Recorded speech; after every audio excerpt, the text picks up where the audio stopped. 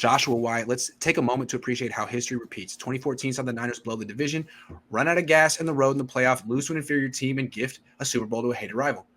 Yeah, and it's all because the Niners couldn't win that division. Now, Seattle, what was a better team, that Seattle team or this Rams team? That Seattle team for sure. Yeah. But that is good. But that Niners team was also better than this Niners team, in my opinion. Well, that was 11 win. What team went 11-4-1? 12-4. 12-4. 11-4-1 was the year they went to the Super Bowl. Right. The weather. They were an Ahmad Brooks bad roughing the passer call away from having a home field advantage. Yeah. I thought that was the right call, by the way. But it's Drew Brees short. Tough one. The weather helped us in Green Bay. Yes, it did. Salim, thank you very much. That's very nice. I think that might. Oh, one more. Thanks, Salim. The main threat. Truth is, every coach in the Shanahan tree tends to overthink. Both teams did it last night. Rams' talent just went out. Yeah, that's all it was. That game stunk. I wasn't. The Rams. All it was that in the fourth quarter, the Rams star players, Stafford, Cooper Kupp, Aaron Donald, Von Miller made plays. That's all that game was. It was kind of a boring Super Bowl. It was kind of an anticlimactic Super Bowl. The Super Bowl post-game presentation, because they had to run to the Olympics, sucked. It was one of the worst Super Bowls I've seen, honestly, like in terms of presentation. Every year it's like overly produced. More like you have to have The Rock on the field to tell us it's a like, they spend all day telling you it's a really big game. It's the Super Bowl. I know it's a big game. It's the last game of the year. This is the biggest game. The Rock. It's like, dude, I know, man. And plus, you look like you're 55. I don't really need you to give me the. And it's a weird game to sell, right? Because at the end of the day, the Rams have only like 25 fans, and the Bengals are the Cincinnati Bengals. And then they tried to sell Burrow as, the guy with the Super Bowl, but like they've had it so much easier selling Mahomes or selling Brady and Belichick. Like, it was just, and then the media coverage in the week of, because they didn't have the big media day where, you have Guerrero not Guerrero, the guy with the mustache that comes on with Jimmy Kimmel. Yeah, just asking that crap. Yeah. Yeah, and all of those types of things. It was kind of weak. And, Burrow doesn't say anything to the media, and then Stafford doesn't really say anything to the media. It was just kind of everything was so like, yeah. Brian says, Grant, watch the documentary on the Montana documentary on Peacock. I will, because I've been looking for ways to pass the time, and clearly Montana's promoting that. So does he say how like overrated Steve Young is? It kind of like The Last Dance for Joe Montana, where he says Steve Young wasn't that good, no one believed me, I was the reason? I'm curious. Yeah, he got to win in the non-salary cap era, and people don't really remember how great I was, but this is Lance's team. Stop the disrespect. Guillermo, that's who it is, not Guerrero. Excuse me. We were talking about Brady and not conflated Alex Guerrero and Guillermo. Right.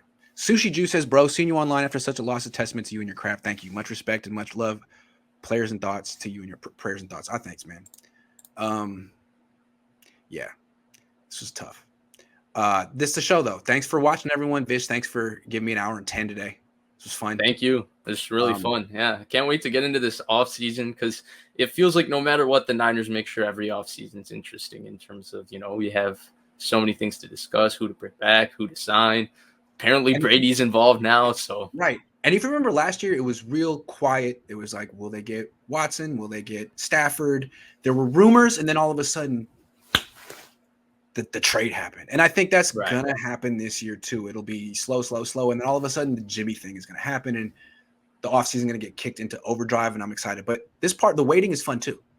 I mean, yeah, we were talking about Stafford though last year since about I want to say we talked about it basically every week since about week 10, week 11, when we knew the Niners season was kind of coming to a halt. So we were consistently there talking about that thing. Before we leave, can we just say that it was really funny seeing Fat 50 Cent hanging upside down last night in the halftime show? I was like, did you watch the halftime show?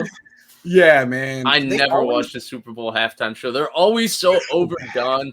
It's just a bunch of different people. Like it's like, let's put as many stars as possible and have them lip sync with a bunch of different stage stuff and all that. Honestly, I would prefer. It's like people who had hit songs 20 to 30 years ago. It's like, really? Like, we got to see Dr. Dre now. I mean, say what you want about me, but I 100% would have preferred to listen to Tarico, Dungy, and Breeze for 15 minutes talk about the game than watch that clown show, which is why, actually, you want to talk about clock management. Grant, best clock management of the Super Bowl, okay? So I'm Central Time Zone. Super Bowl starts at 5:30. I call to place an order for my pizza. I call at 6 o'clock. They ask me what time for pickup. I say 7 o'clock. And the first quarter ends around 6:15. I first said 7:30, and then I did the calculation in my head. I said 7 o'clock. The Super Bowl went to halftime at 6:58, and there's a pizza place maybe like 5-minute walk from here, so I was able to get there around 7:02. You want to talk about elite clock management, to get my pizza right on halftime, so I could skip the halftime show and bring my pizza back. That was good stuff. Sean McVay, Kyle Shanahan. If you need some help with the clock management, I'm here for you. If the NFL wanted street cred for having rappers from Los Angeles, they should have had some who were relevant in the last 10 years. Like, I don't know, YG. I'm just saying. But no. They had Dr. to have Dre, Snoop Dogg. It's like, really? Like, they have Dr. Dre hasn't made a song that mattered in 20 years, but okay. They all look so old. This is weird. It seemed a little strange to me. John says, let's be real. No one wants Jimmy. I suggest he turns to acting. Maybe a Twilight movie, Dancing with the Stars, or Sharknado 6. Sharknado, there's 5 of those? I don't think Jimmy's going to be a good actor. I think he's better at being a quarterback than acting. Smelly Smells. Thank you, Smelly Smells. All right, show's over. Thanks for watching, everyone. If you enjoyed, Kendrick Lamar was cool. The Kendrick Lamar part actually felt like the most authentic part. Everything else was like Eminem. He's from Detroit. Well, what are we doing? 50 Cents from Queens. What are we doing? Anyway. Also, where were all the early 90s Dr. Dre songs? Only doing 99 to 2001? What's up with that? Thanks for watching, everyone. I'll be back soon.